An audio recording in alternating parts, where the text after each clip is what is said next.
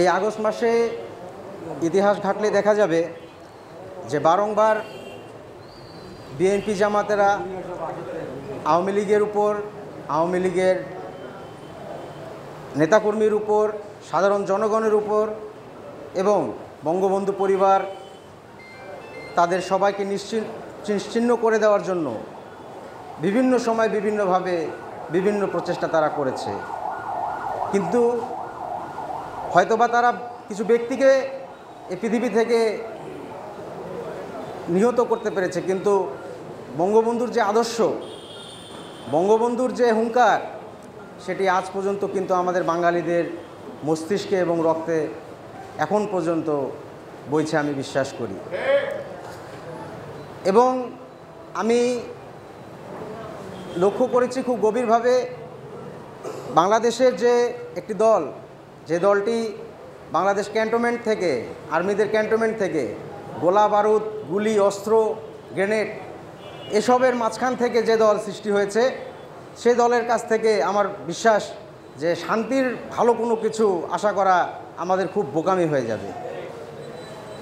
তাদের নির্দিষ্ট কিছু কাজ আছে, তারা যুদ্ধ করতে সবসময় প্রস্তুত, মানুষকে মারতে প্রস্তুত। এর থেকে বেশি তাদের কাছ থেকে আশা করা যায়ও না, এবং আমাদের বাংলাদেশে তারা আমাদেরকে দিতেও পারেনি। এবং আগামীতে আমি বিশ্বাস করি বাংলাদেশের মানুষ এখন অনেক সচেতন, অনেক উন্নয়ন হয়েছে। আমাদের ব্যক্তিগতভাবে শিক্ষা, নিজেদের বাসস্থান, রাস্তাঘাট সব কিছুর উন্নয়ন হয়েছে। এখন আর মানুষ আগের মতো বোকা নাই। সেই জন্য মানুষ কোনটা ভালো কোনটা খারাপ নিজেরা ডিসিশন নিতে পারে। সেই জন্য আমি বিশ্বাস করি আমরা ওদের মতো কুচক্রী নই। আমরা ওদের গোলা বারুদ, গ্রেনেডের প্রতিবাদ করতে পারবো, কিন্তু ওদের আমরা জবাব এই গ্রেনেড এবং ইয়ে দিয়ে দিতে পারবো না। আমরা যেটা করতে পারবো, দেশের উন্নয়ন, দেশকে এমন একটি জায়গায় নিয়ে যেতে পারবো যে আরও 50-100 বছর পরে মানুষ হাসবে আর বলবে যে যারা আমাদেরকে গর্তে ফেলতে চেয়েছে তারা আসলে নিজেরাই গর্তে চলে গেছে। এবং আমি বলতে চাই আগামী কিছুদিনের ভিতরে আমাদের বাংলাদেশে এবং আমাদের সব জায়গায় আসন্ন সংসদ নির্বাচন হবে। আমরা নির্বাচনে ওদের মতো তো মারামারি করতে পারবো না, গোলাগুলি করতে পারবো না। আমি যেটা আওয়ামী লীগের সবাই যারা উপস্থিত আছেন সবার কাছে একটা আহ্বান জানাচ্ছি, আপনারা চুপ করে থাকবেন না, আপনারা এইভাবে থাকবেন না যাচ্ছে ইলেকশন আসুক তারপরে আমরা ওদের জবাব দিব। আচ্ছা কি হচ্ছে আমরা জবাব দিব, এইটা আসলে কোনো উত্তর না।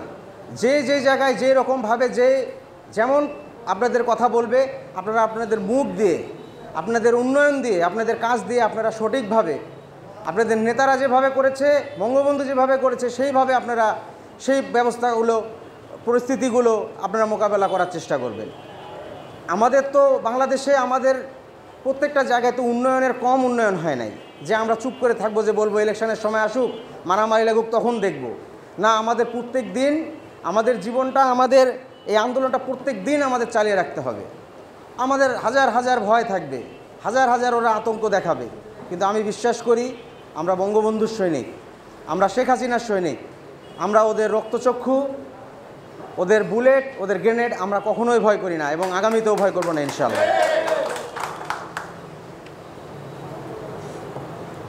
আজকের এই প্রতিবাদ সভায় আমি তাদের প্রতি প্রচণ্ডভাবে ধিক্কার জানাই, এবং প্রত্যেক আওয়ামী লীগের যারা সদস্য আছেন আনাচে কোনাচে সবাইকে আপনারা বলি, সবাই চোখ কান খোলা রাখবেন।